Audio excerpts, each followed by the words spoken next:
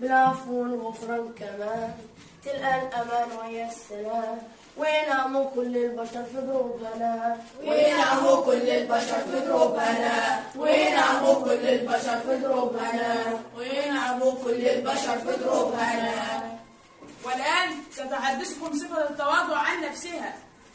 التواضع صفة من صفات المؤمنين حث عليها رسول الله صلى الله عليه وسلم حث المؤمنين عن الابتعاد عن التكبر الذي ينتهي بصاحبه إلى الدرك الأسفل من النار.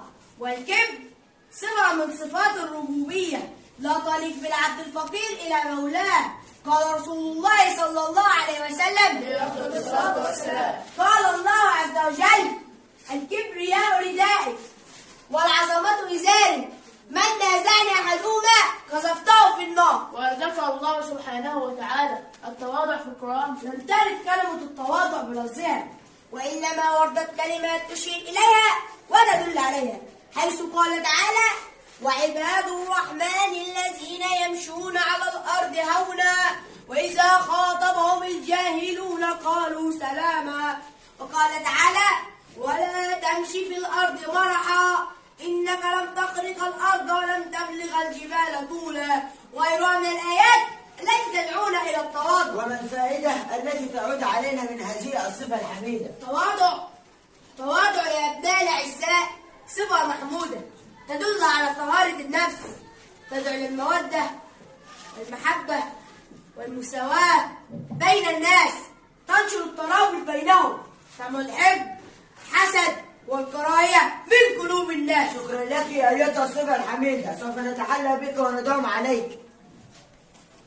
اخفض جناحك تلقى فلاحك، اخفض جناحك تلقى فلاحك، بالعلم والدين والأدب تملك القلوب. اخفض جناحك تلقى فلاحك، اخفض جناحك تلقى فلاحك، بالعلم والدين والأدب تملك القلوب. اللي التواضع منهجك في دنيتك، تلقى احترام الناس منهجك، ملو العيون ملو العيون. ارمي السلام على كل حد في سكتك، تلقى السلام يرد لك بشعور حنون بشعور حنون.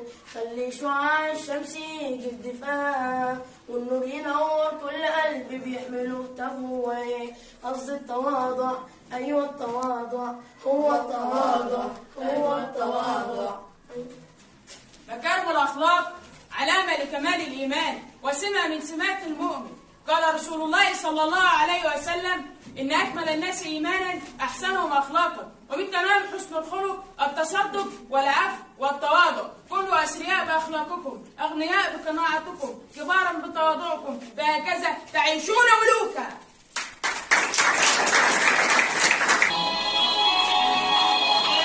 ورقة مشي هذا جئنا ومن حواء الرحمة أجملها فيها، نعرف ونحب ونشتاق، تشابه جل أمانينا، للخير نميل به وبنا للقيم مرانا نارينا. كنت رجلا صرنا أمما نقابل غير أمانينا، بعدل الله نقيم حياة لحاضرنا وآتينا، بنو حواء معا شركاء على قيم نبينا. بعدل الله نقيم حياة لحاضرنا وآتينا، بنو حواء